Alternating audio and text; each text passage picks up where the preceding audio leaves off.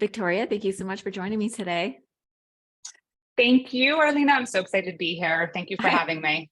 I am so excited for our conversation because it's like you're like my little mini me.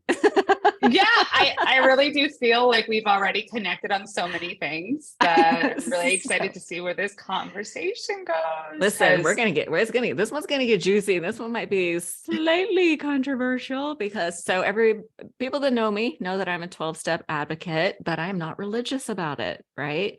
And we're going to talk about your process of leaving your 12-step community and how you have found a sufficient substitute that works for you.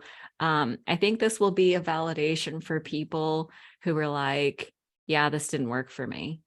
And Absolutely. what can we do to find you had talked to me earlier about patch recovery, and we'll talk about what does that really mean? What are the components that you utilize, communities, spirituality, body work, whatever that supports your recovery. But we're going to start with a silly little game that I like to play called the lightning round, which is very slow. But I just want to ask like a few questions that will front load the episode with some resources. Where's my list? I should know my list by now. When you first got sober, was there a book that really helped you gain clarity about your recovery? So absolutely. So it was actually the Narcotics Anonymous text. So that is one that once I dove into that book, I was like, oh my gosh, me too. And I understood it and I could intellectualize it. And just some of the language in there I really did resonate with, and the feelings that were coming up from other members and, former members that wrote the book. So absolutely. That was the book that started my transformation.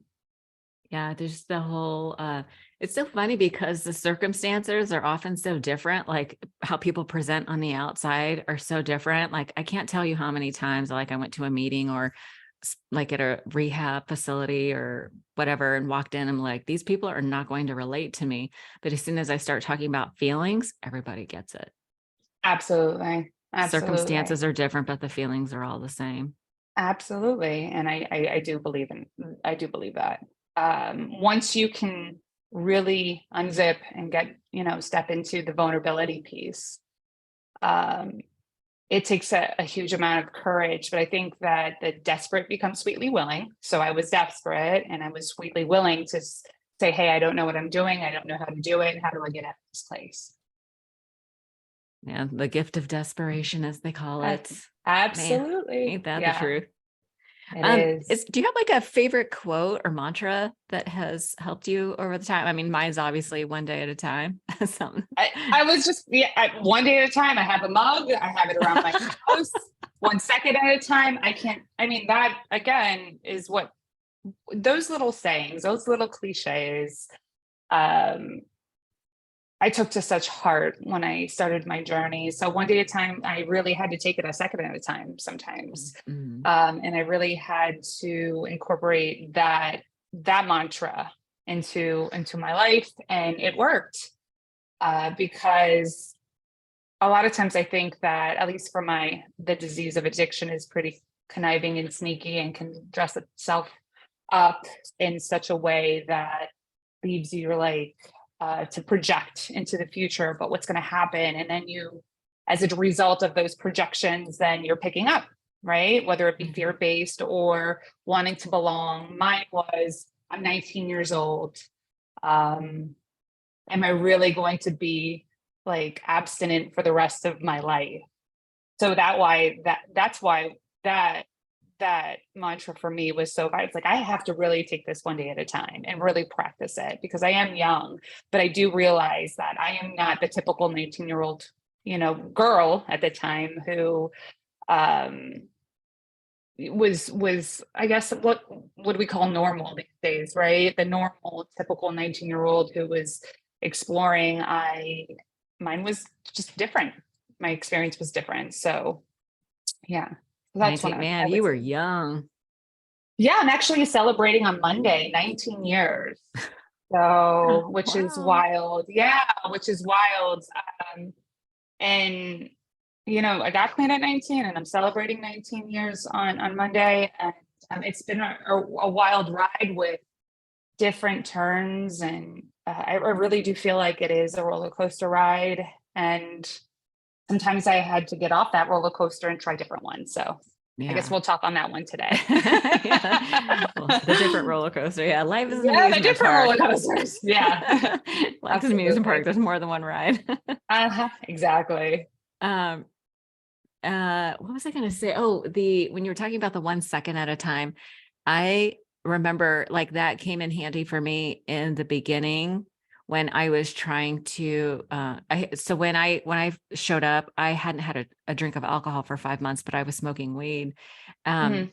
but getting off the weed, I really had to use that sort of, there were times, and there were times when I was like trying to stop other behaviors where every cell in my body wanted to, numb out or check out or find relief through the old ways that were no longer serving me.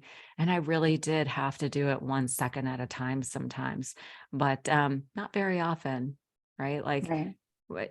those, feelings pass and, mood follows action. So I learned early on, Absolutely. yeah, that action was one of the best relievers of that sort of, like when you're jonesing and you're like, oh Yeah. my God, I want to use so bad, Such a painful place to be. Such a Yeah, it painful really place to is. be. And, moving your body or going to do something different to take your attention off the Off. obsession.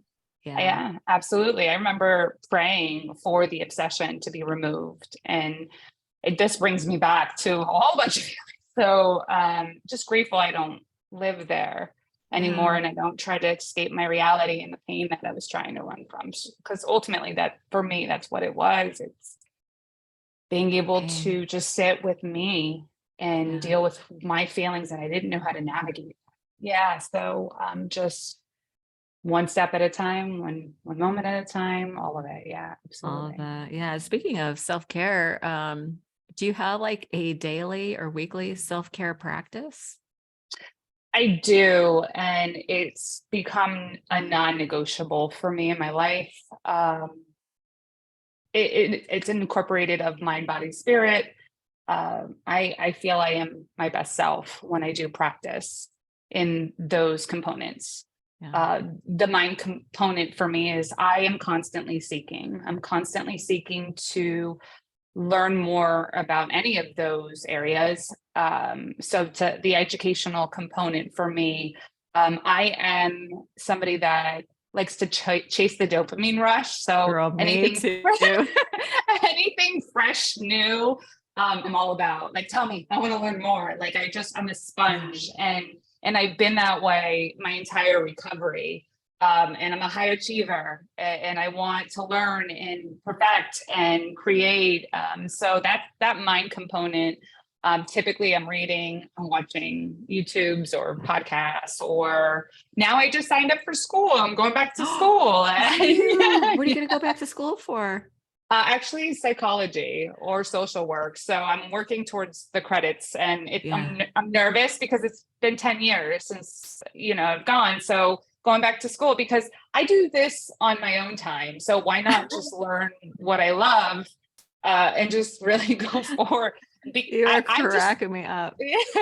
I was this morning, I have a son that's in college, and I was like, would it be weird if we went to school together? Because I've been thinking about that too. It's like, I'm doing this stuff anyway. I'd probably ace all that shit. You probably would. I think that like we're just those types of individuals. This is our passion, right? So this is Oh not going yeah. to stop. Yeah. And why not have the degree, the license to really start evolving and growing in that space where this is what I want to do, and I love Yeah. it, and I'm Yeah. talking about it. Whether maybe I'll be who knows? My friend was laughing at me. She's like, maybe you'll be a Brene Brown, who I absolutely love, by the way. I have her Maybe you'll book be a sitting on the floor researcher. right next to me. Yeah. Yeah, is it I thought about that okay? too. Yeah. I Yeah. love So her. you never know. Right. You are cracking me So up that right now. so that's the mind component. The Okay. body Okay. is I have a workout regimen that I do. So I again I like to try different things. So right now I'm back into HIIT hit exercises, and I've signed up for, it's called Grit 60. And it's just basically, these hit strength based classes. And I do better when somebody's telling me what to do in the gym. That's so funny. I always like, I'm doing bar right now, and I do group classes because I won't quit if other people are in the room with me. But if Exactly. I go out, and so I have a full gym in our garage, but Same. I will work out for 15 minutes and like, yeah, fuck this, I'm not doing it. Man, we're kindred spirits, because I'm like, so I'll be like in the middle of like a set, I'll do, a circuit, and by the second round, typically I do like 3 or 4. By the second round, I'm like, yeah, this is good enough. I'm good. I'm good. Yeah. So that's the body component typically. Okay. Like when Working out. the body for me, like food and working out go hand in hand. If I'm not doing one, I'm not doing the other. It's just, it is what it is. And the spiritual component, it is funny, right? It's just, I'm more. It's almost like it's almost like the investment of pain. When I'm investing in my body through pain. And when I go to the fridge, I'm like, yeah, I'm not eating that crap. Not after what I just went through. Yeah. As you're barely walking to the fridge. Right. Absolutely. You're just like, yeah, we're not going to do that for all this hard work. Yeah, absolutely. So, but if you're in fuck it mode, all bets are off. Right. It takes that one, that one thought of like, oh, I can have this just once. Yeah. And then for me, that one turns into, well, I had it yesterday, so today is fine too. And then it turns into, I'll start again on Sunday. And then 4 weeks go by, and so that's typically my workout regimen, and how I take care of my body. And then, all the good stuff, the vitamins, the juices, the whatnot. And then, the spiritual aspect is, a daily reprieve for me. So I journal, I pray out loud. It's so interesting, because when I do pray out loud, there's these God bumps, I call it, that go through my body that I know, okay, I am connected. I've gotten to that place of knowing where my spiritual practice, how it feels when I am truly connected, and when I tap into that realm. I am a big believer in other forces and outside things that we can't see. I have received confirmation multiple times that there is something greater, and there is a reason why I'm here, and my mission and what it is, and connecting to that is when I feel the best. So I have an altar. I design my little altar. I believe in utilizing sage, and it's a very spiritual. So I've dived into different deities and the backgrounds and the history and certain religions, just to research and whatnot. If I could say that I align with one the most, I don't practice it. It would be Kabbalah. And that's something that resonates with me more so than any of the religions. But again, I don't practice it. I do believe in the principles behind it. I think that aligns with me the most. So that's typically what I'm working on throughout the week. And when I'm aligned with those areas, I feel the best. And one of the things that, and I know we'll get into this, this transitional piece of finding my tribe right now. The different people that have crossed my paths, like you, and just immediately how I felt drawn to you, open to you, so aligned, and we relate on so many different levels. Many. It's so many. It's so many. And I'm like, wow, like I'm definitely keeping you in my phone and Thank you. To dial up. Please. So it's just, it's not a coincidence, So no. I don't believe that. So now I'm in the midst of this transition and finding my tribe and like-minded individuals in the space that they're in because I have evolved from who I was a year and a half ago, 2 years ago. And really stepping into my power and honestly, my authentic self. Like my authentic self is what really has transformed me. And once I got honest with every area of my life, my relationships, my views, my feelings, and honored them, um, that changed everything. And I Everything. couldn't ignore it anymore. And Mm, it was in the pit of my stomach. It was in the pit of my stomach because I knew, and I had this knowing, and yeah. it wasn't about anybody else, but staying true to me. And it was almost like I had taken off this mask, this survival mask that I had used for so long, and just said, I'm done. I'm good. I'm good with this character that I played. And I don't want to be afraid anymore. And um, the invitation for others to come and join me on this different chapter in my life was there. But I had different views, I had different beliefs, I had stepped into this more of a place where I'm like, all right, I know what I want now, and this is who I am. Will you meet me there? And a lot of them couldn't. Yeah. A lot of them couldn't. Even when, leaving a 12-step program, when I decided, I left with love. As much love and as much as I could, I left with love. Mhm. It's interesting because when people are hurting, it doesn't matter if you leave with love. I believe that some people want to cling on to the fact and have someone to blame for their pain Yeah. instead of just holding that pain and saying, hey, like, can we have a conversation? Hey, can we talk about this? I'm sad. It's so interesting. Um, and even for myself, certain places that I couldn't go, now I could go to, where this vulnerability and authenticity, where it comes from, is really having to transcend, the mask that I wore as a child to protect myself, and Exactly.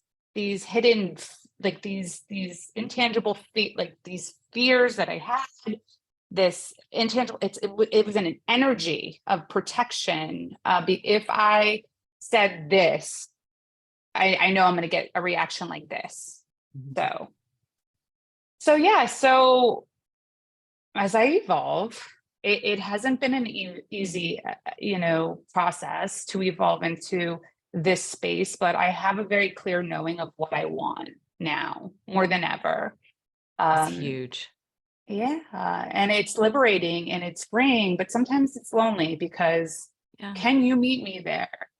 Is the question. Can you meet me there where I am me, you are you, and we can just hold true to, like, I don't need anything from you, you don't need anything from me, because reality, it's all it's all based on, us nurturing me, like us nurturing ourselves in order to Mhm. have a deep connection. um so it's interesting. It's been an interesting couple of years. But one thing I haven't swayed from was my truth, and knowing that I know I did what was best for me finally. Mhm. Because prior to that, I was a, you know, huge people pleaser. What are Yeah. they going to say? What are they going to Yeah. think? I know. Even stepping into this space, I think, takes a lot of courage for you to do what you do, right? And speaking vulnerably, you are going to be subject to criticism, Yeah. in any regard, because that's what most individuals do, is they will judge you based on you being your authentic self. The question is, am I going to be courageous enough to step into that space and just allow me to be me, and know that, like, that is not mine to take Mhm. on. Yeah. It's just not. Yeah. Yeah. No, that's really important. I mean, there were so many threads to pull on in what you said, but I think the interesting part about, people people pleasing, codependency is actually rooted in dishonesty, because in order to fit in, we have to deny parts of ourselves. And over time, that becomes intolerable. Like if you are practicing spiritual principles and, on the path of evolving, and personal growth, there comes a time when that self-betrayal becomes unacceptable. And, you talked about taking the mask off. It's like in a way, it's like in the very beginning, when you're leaving your identity of like the party girl or however we think of ourselves in that using period. When you transition to a sober life and you get into a sober community, it's like, well, who am I now? Right. And, Absolutely. and what is my mission? And it's an uncomfortable process to walk into your authentic self at that moment. And it's important to have people around you that are already walking the path, and we need a tribe, and it's important to have others, not do it alone. But there can come a time when those groups can turn dysfunctional, or because they don't allow you to continue to evolve. Right. Absolutely. And so Yeah. it does become like a garment that has become too small. It's like, for me, it's like walking around with a shoe that's 2 sizes too small. Right. And that's what it felt like. I Yeah. felt, and I didn't know, there was a lot to sort through. What was interesting is what I started off in a therapeutic program to heal some of the trauma that I had been through as a child. And what I Was that discovered, outside? Was that it outside was of 12 step? Yeah. outside of 12 step, Yeah. and diving into that was the start of such a significant healing journey for me, and starting to step into my power, but also on another level of realization, of self realization, of meeting the good, the bad, the ugly, and everything in between in me, and starting to understand that, we talked about this before, I think, the pathway and the patchwork, right? And Yeah. 12 step was my pathway for a Hmm. long time. And I'm so grateful to a program, and I am an advocate, but Hmm. what started to happening is I started to evolve, and it wasn't about the substance anymore. It was so much more of the Yeah. why for me, of why did I start to begin with, and starting to peel back those layers, and starting to see where my wiring occurred. And, these are things that you can't touch, but there's an energy to them. And what I started to notice was what do we, defining what emotional health is, right? And really starting to define that within me and in all of my relationships. And as I started to define it, and then sitting in a therapeutic circle held by professionals, and then sitting in a different circle led by, peers, quote unquote, and a sponsor, there were very different energies. Hmm. And what I started to realize was like, wait a minute, this doesn't feel good anymore, right? Yeah. And then I would go to a meeting even, and meetings saved my life, so I don't want to discredit what a 12-step program Same. can Yeah. do.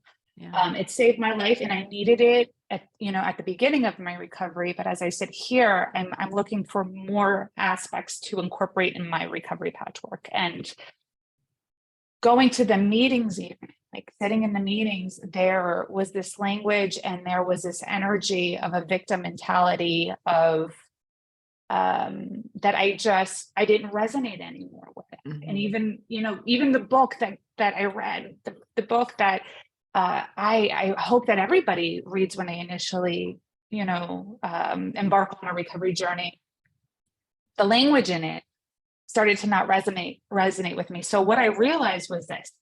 I realized some of the severe codependence that I had in a 12-step program, with respect to the fellowship. Right. I started to notice where I silenced myself.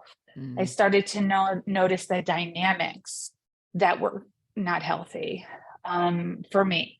I started to notice how I felt after meeting with that group versus, my therapeutic group. I started Mhm. to notice um, how I was showing up. What was I bringing to the table? What was I so scared to say, to challenge something that I had been a part of for 15 years? And I didn't I didn't know for a while what it was. And I had left about a year and a half ago, and I couldn't put my finger on it. And I remember like I was sorting it all out, and then finally it clicked. It's just like, how all of this new information that I had been, all this healing, all this work that I had been doing, like it just didn't match anymore for me, where I was headed. And I wasn't about to challenge beliefs in a structure that had been, in place for 15 years. I'm not going to, if that works for you, great. But it wasn't working for me anymore. I think And sorry to interrupt you. Something yeah, you had shared with me when we did our little pre-interview chat was that it sounded like they started mixing in something else. Like their 12-step group has started mixing in I think you said inner child work. And so yeah, is that yeah, true? yeah, it's absolutely true. Yeah. So the 12 So they got step, off their primary purpose of the 12-step group. So it wasn't. right. So it wasn't based on the actual program anymore. And yeah, that happens It, all the time. and I don't think it was malicious in Of intent. course not. No. I Yeah. think I don't believe that. What I do believe more than anything at this point, though, once you start incorporating things that you're not able to hold, and you're not a professional, Yeah. like you can do damage, and Uh-huh. I watched it with some members. Yeah. It could set, essentially, hinder somebody Yeah. with their mental health. Yeah. Yeah. The 12 And steps are not trauma informed. They're really not. And it gives you a foundation for stability. And then you did what is normal and healthy. And you got some trauma informed. That's intense trauma therapy. That's intensive work.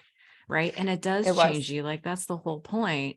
And I could see how, when a 12-step group deviates from the 12 steps, in these little bubbles, these little communities, like the sponsor and the hierarchy, and then all the sponsees and stuff, they tend to look at the sponsor as the guide or whatever. That is not necessarily professional, like you were saying.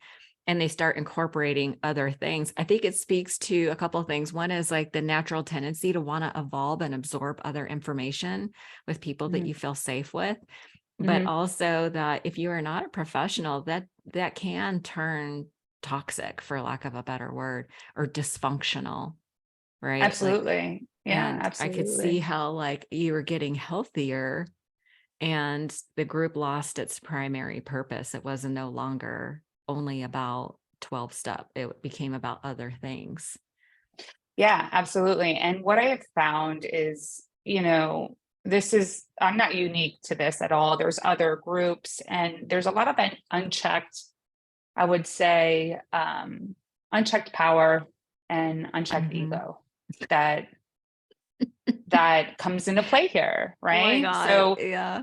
I and laugh because I was like, I was like, when I left my community in San Jose, I was like 20, let's see, like 25 years sober or something like that, with a gaggle of sponsees and stuff. And leaving was for me, like letting all that go was kind of a relief. Like, it's like, I don't know who they think I am, but I'm not who they think I am. well, and I think that, yeah, I mean, like, and Just that human. served that. I mean, yeah, you're just human, right? So, and the thing is, once you have that one person as your everything, that's scary. That's What not healthy. happens? Yeah. What happens if they're not there? Yeah. Yeah. Yeah. Not to mention though, what I found in the actual community is that there's a lot of transference. So for me, there was a transference piece that I had to acknowledge of like, oh wait, you're like a motherly figure to me. Oh, I totally Okay, did that. I always got the mother sponsor. yeah, Yeah. so there was that, right? That Hmm. component for me, Hmm. that I had to really acknowledge. I'm like, what, like, I can't put an adult on a pedestal anymore. Oh, You and I yeah. are, we're adults. It's so one of the tools that I have incorporated, and something that I have to check myself on every day is that Nobody's going to come and save me. Mm. It's not going to be a sponsor. It's not going to be my husband. It's going to be Yeah. me. Right. I'm like, And please, somebody come save me. please. Right. But then Please come save me. you still feel empty. And then you're like scrambling, like, fix me. Like I've seen Yeah. Oh, this, some members in the community, like I've seen this, like this need, like a drug, like, hey, I need you. I need you. I need you. The codependency is so strong and palpable. I don't want that. I knew that I needed to step away from the group that I was a part of in order to step up like to the next level of my highest being. And that meant all respects. That meant 100% really relying on myself and evolving. And I had to do that for me, and it wasn't like personal. It's like I had to undo some of the parts that I brought to that group. It wasn't serving me. It wasn't healthy. Fear, flight, and fawn were my go-tos, right? So the fawn piece meaning, I'll be so kind to you and so great, but I wasn't being authentic. And I had to outgrow that. Yeah. And what I realized is this is like the more I find to be a challenging conversation, the more people avoid it. So I've had some difficult conversations, and those people scatter like, ants, and I'm just like, all right, you're not supposed to be in my life. If you can't have charged conversations of my truth and you can't hold it, then that's okay. Like that's where you're at. So I gauge the fight, flight, or fawn. Am I in that type of energy? Because if I am, then I know I'm in my wounded inner child, right? And then I know that this other piece, this wise adult that I've spent years, cultivating, of how do I show up for myself? How do I love myself? Am I talking with myself? Am I checking in with myself? Because I really do believe that everything that I need is inside with a spiritual connection. Everything outside of me is just a distraction or something, for me, codependent, right? I'm seeking, right? Seeking external validation and all that. All of it. And, or my pissed off teenager, my inner pissed off teenager comes out too, who wants revenge. And she can she still lives in me, especially when I'm triggered. I'm just like, okay, let me take a breather. And it takes me some time to calm down and to step into my wise adult sometimes. But that is my barometer. It's like, all right, where am I? What's going on? How am I feeling? This all starts and ends inside of me. And navigating through all of this is where I sit today. Right. So it's like, all right, where I sit today, does it match the relationships that I want now?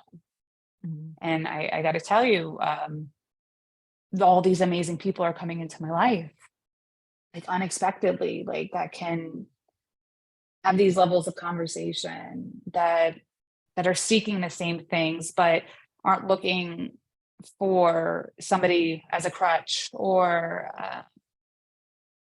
that just want to evolve and really step into their light, their power. So, and it's a practice more than anything for me. Absolutely.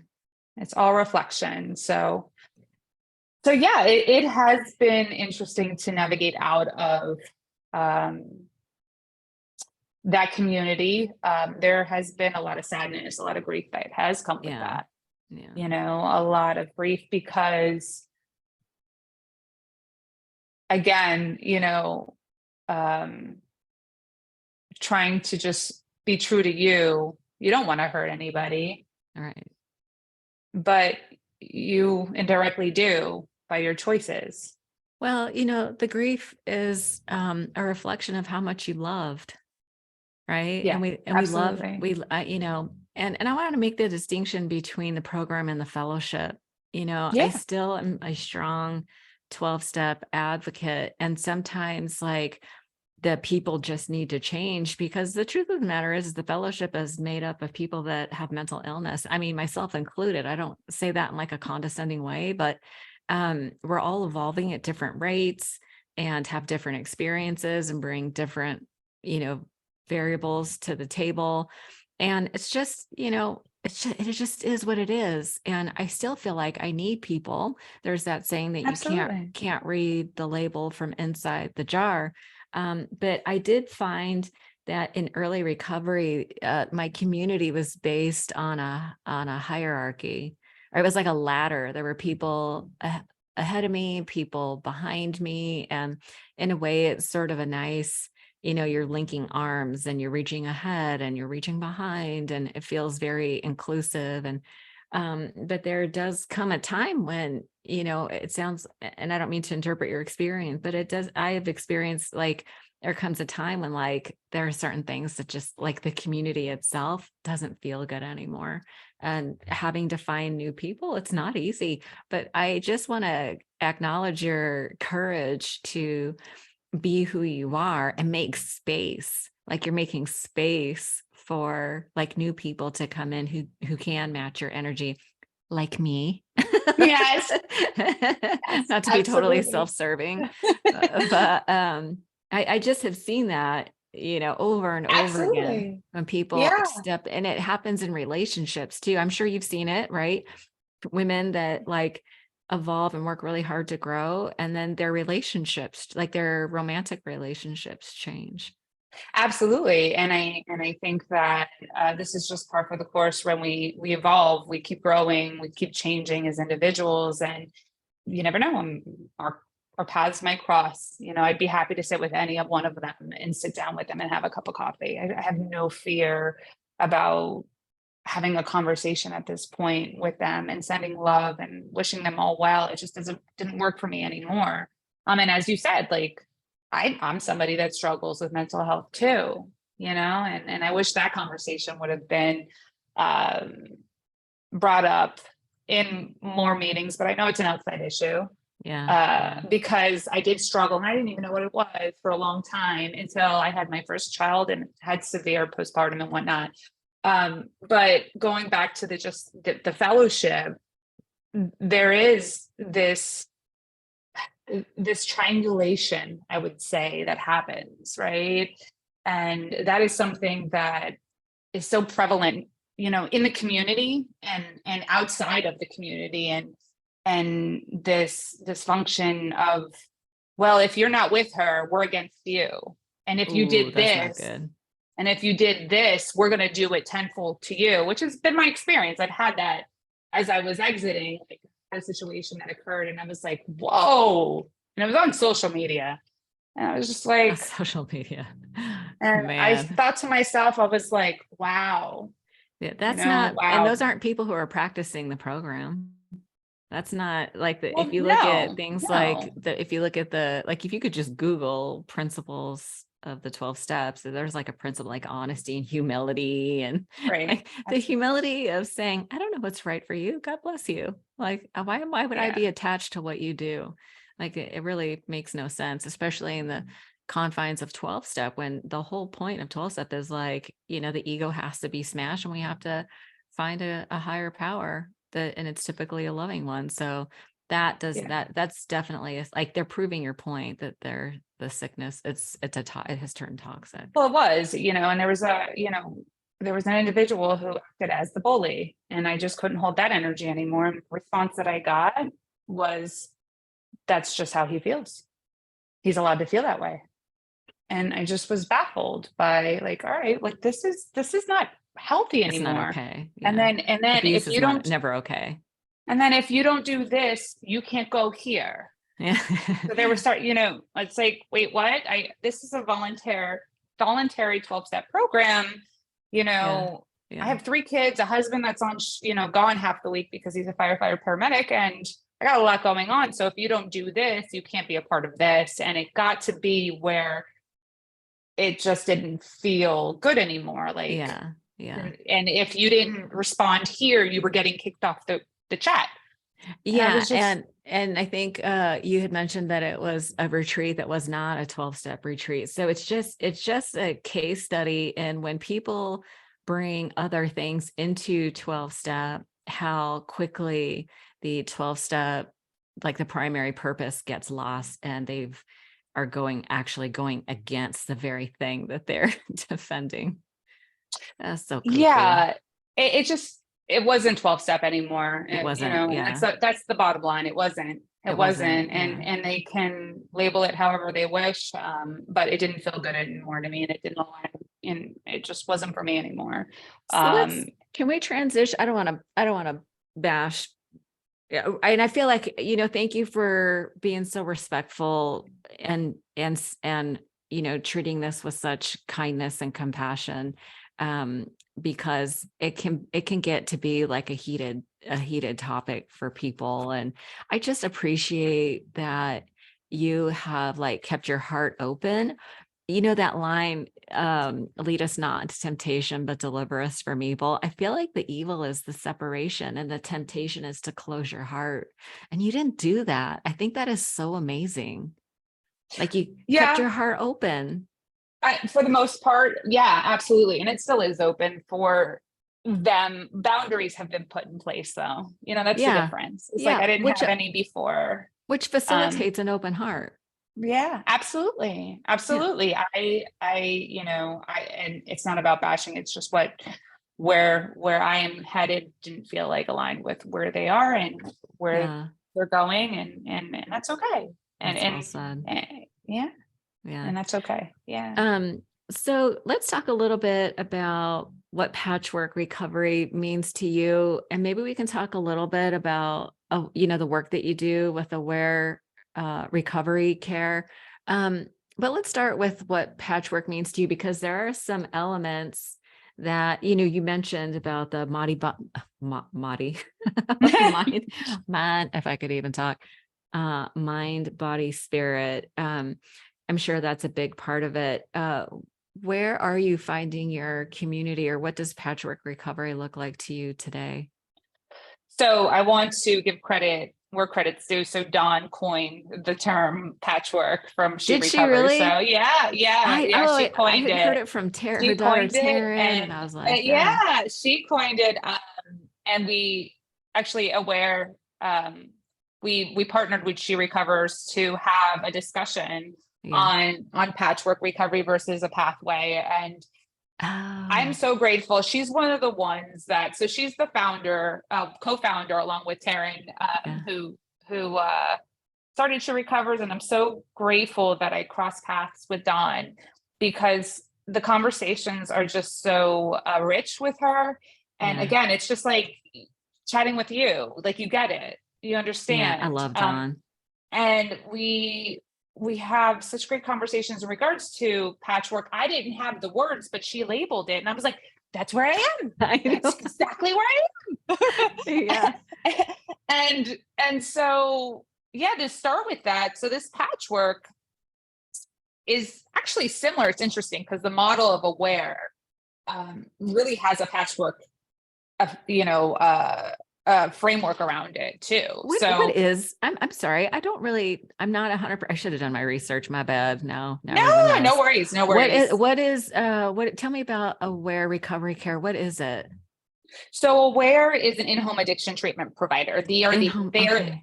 Yeah, so they coined that term, the in-home addiction treatment, and they have been around as long as She Recovers, and they, like She Recovers, is innovative. It is definitely it's definitely thinking outside the box, a new way of thinking, so to speak, Okay. as to how to treat an individual who's suffering with addiction. Right. So we go to the client in their home, and we provide a multidisciplinary team within their home. So I am the clinical outreach manager for them, and I essentially work out in the field, selecting partners to work with, and seeing how we can assist their clients in the home once they do leave a higher level of care, per se, right? So Mm-hmm. we cover services for a year with select insurances. They have it's pretty innovative and great. But the patchwork approach comes into, they have a care coordinator who acts as like the quarterback of the team, creating an individualized plan. Then they have also certified recovery advisors who act as recovery coaches, so to speak. Mm-hmm. And they also have a family component to the program, which is a family educator and a family therapist. Then they also have psychotherapy sessions. And then we also incorporate, which is the huge component, is the community integration, like plugging them in somewhere where they resonate, where they can have that community, right? So that's the patchwork, so to speak, model for Aware. It's something that I'm really passionate about because many moons ago, I owned and operated a recovery residence for women.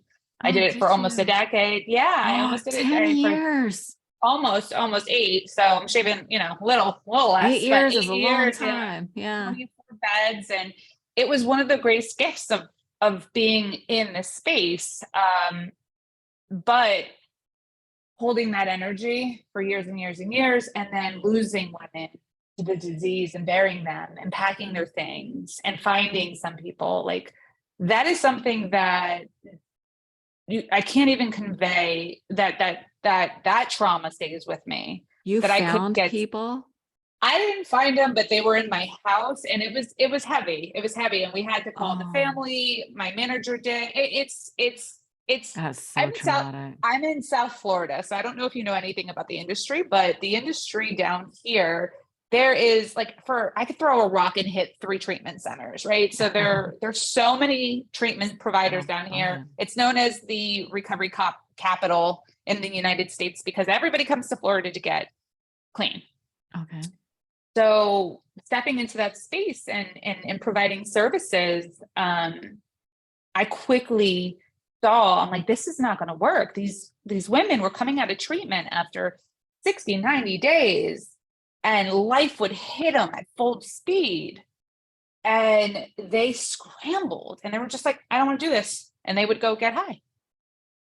And so that's when I started to seek out I'm a certified recovery coach as well. And that's when I sought out my certificate because I was like, all right, what can I do? What else can I give? What can I do for these women to give them more tools?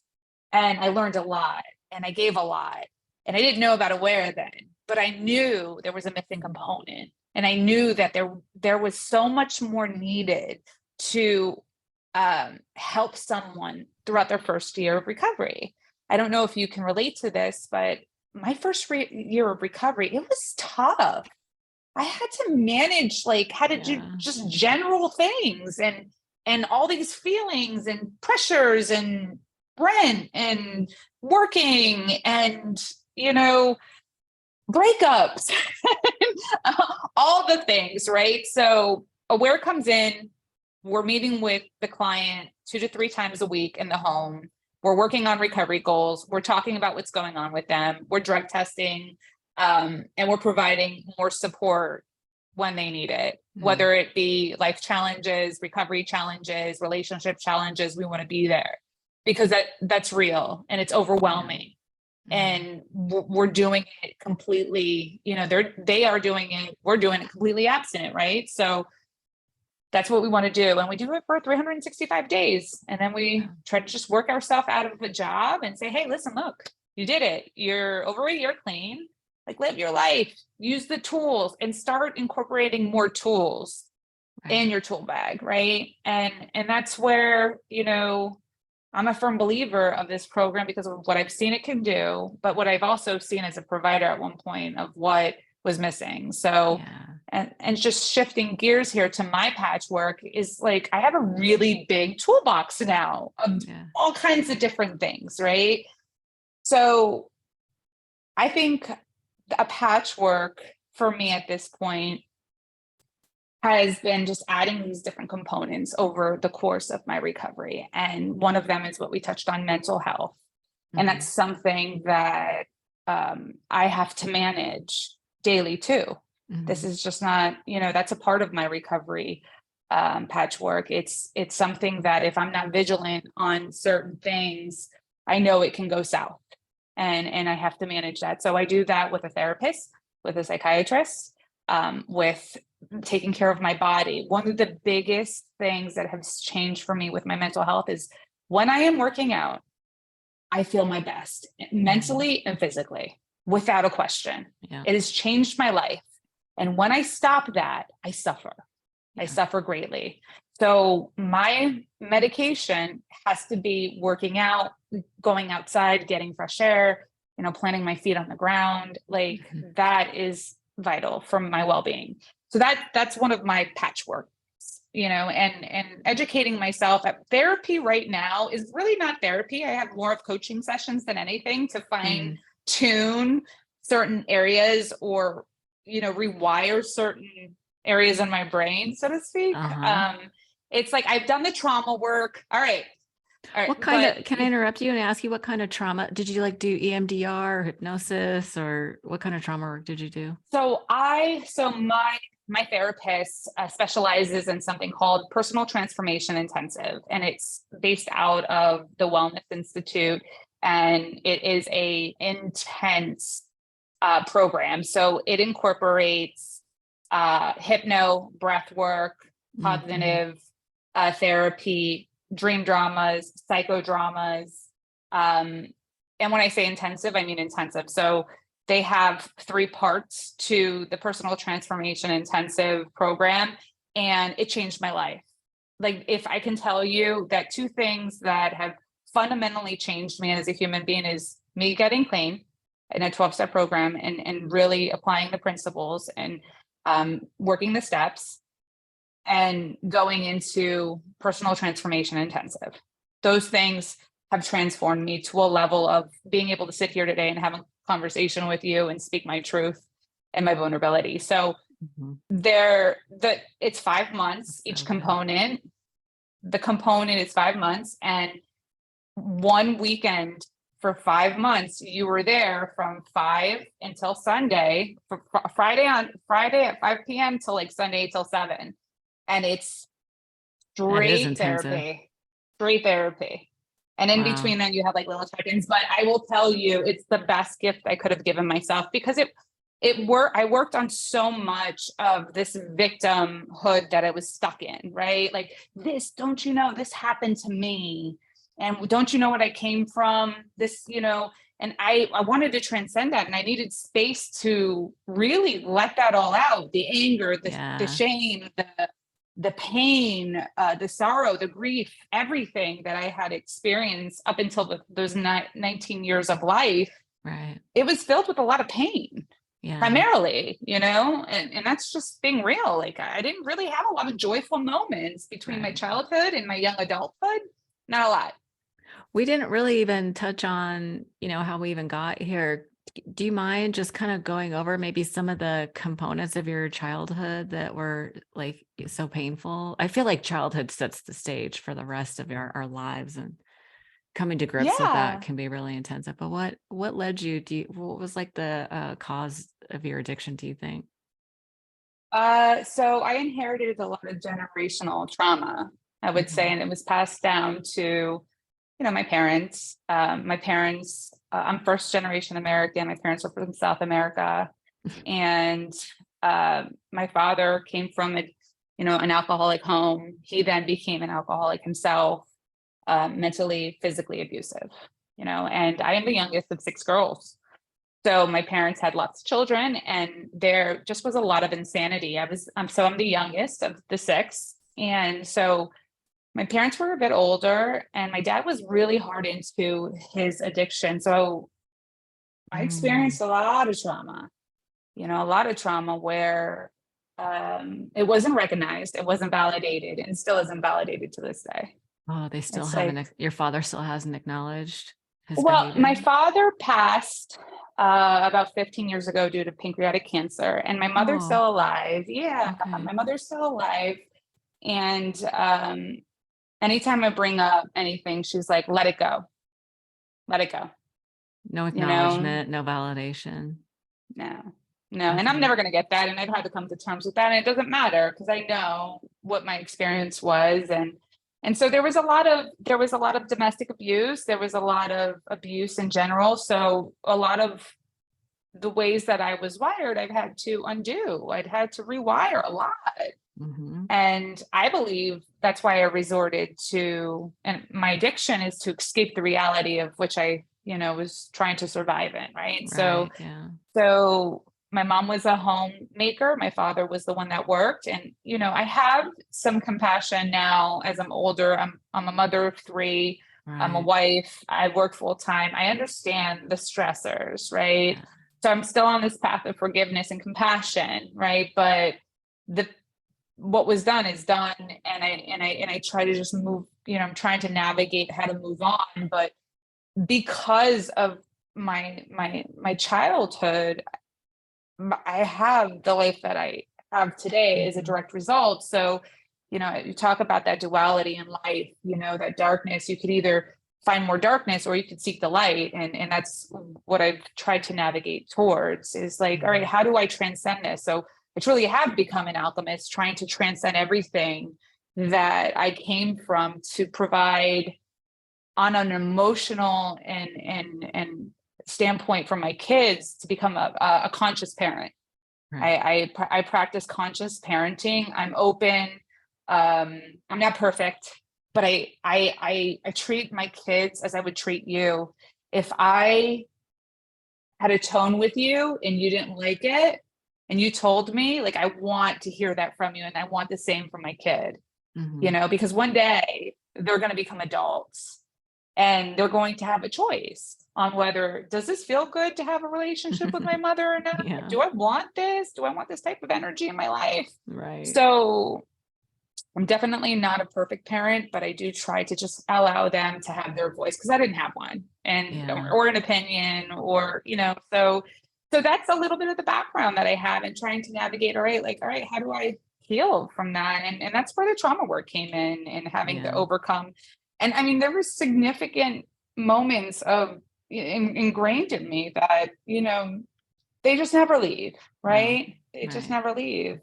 Yeah. I don't know if you've ever read the book The Body Keeps the Score, but your body. Bessel van der Kolk. Yeah. Yeah, yeah. So your body knows.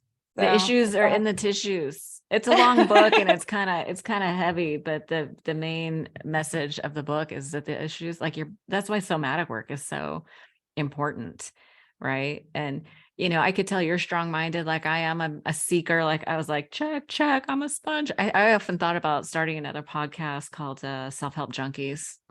'Cause You know what? Let's do it. do I'll you want to be be my more. co-host? Hell yeah, let's We'll go. just I'm talk all about about it. we'll just talk about all the things. But I have come to recognize, take a step back and go, oh, that in itself, like, I'm a self-help junkie. Like, I love the hit of dopamine for the wisdom and the insight.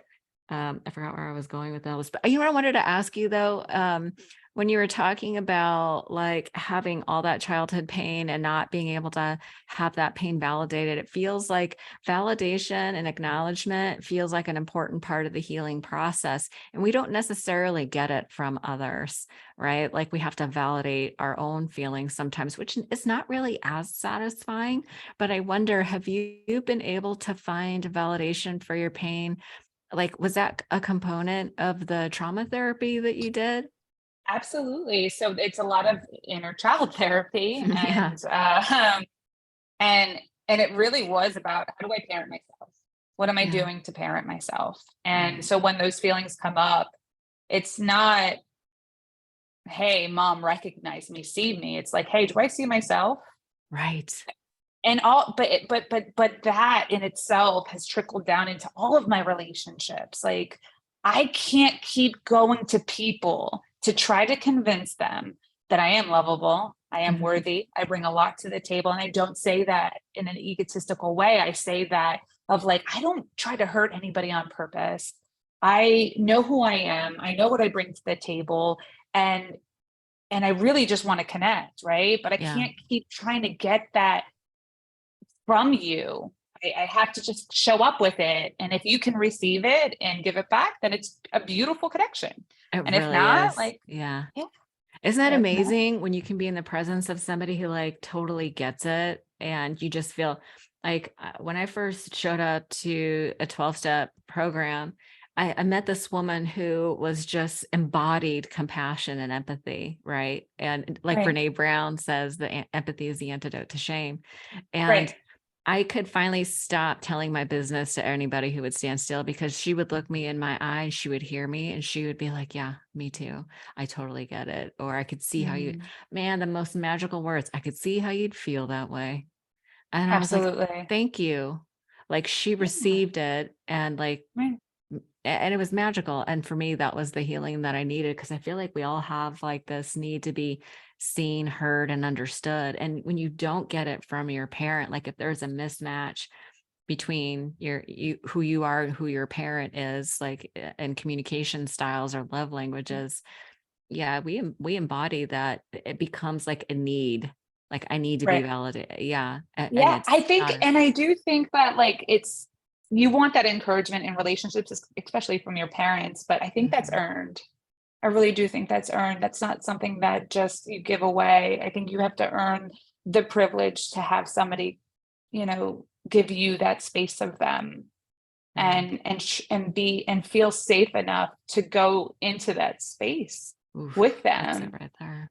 Yeah, and safety. not and here's the hit, making sure that they don't use it against you later. Oh, Because I yeah. because I will tell you, I have experienced that too. It's like, whoa. Yeah, then they I- really aren't safe. Yeah. You know that no. And saying, then every snake will shed its skin. Like trust is like that too. yeah. Yeah. It's fragile and I think that it takes a lot to to to build on Yeah. and moments to destroy. Just Moments. seconds. Yeah. Yeah. Oh my gosh, you gave me so much to think about today. I'll be buzzing from this interview for the rest Oh, of the me day. too. Me Yeah, too. Thank you for so much. filling my cup today and Yeah, allowing me to share and speak on something that, has been near so and dear to my brave. heart. I Yeah, so appreciate thank you it. for sharing the hard stuff. They say that the quality of your life is predicated on the number of uncomfortable conversations you're willing to have. Absolutely. I So believe being able that. to talk about, how your community has changed, I think is going to hit home for a lot of people who, have felt like, there's like this component of guilt or whatever. But, my encouragement is always to follow your heart, and you can never go wrong that way. Yeah. And like you said, though, you're dishonest with yourself if you don't. Yeah. And so somebody said something where, if you don't say it to somebody or speak your truth, it's going to live within you and you're going to know it's going to fester. It's going to Yeah. fester. That's So yeah, self-betrayal. that's self-betrayal. Right. Yeah. Right. Yeah. We don't do Yeah. that anymore. No, we don't. Not for To the anyone or best of our anything. ability. The best of our ability Let's to not as talk much about as Netflix it's or so chocolate chip. true. Dude, my Or Netflix. Yellowstone right now for me. Oh, don't tell me. I have to re-up my subscription to get that again, because I'm like, oh my gosh, I've waited so long to get the last season.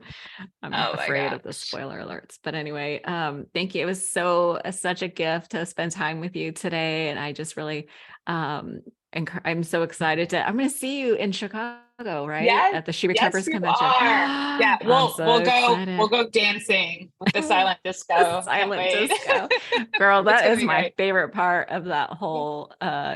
every year I go to the She Recovers events, and the silent disco is my favorite. It's Yeah. hilarious. Oh my God, it's gonna be so great. It's gonna be so Yeah. great. Yeah, but I'll talk to you Arlena. before that, that's for sure. Oh, for sure. We're definitely gonna link up. All right, my dear. Well, thank you so much for your time, and I look Thank forward to you. talking to you again real soon. All right, awesome. Thank you. I appreciate it.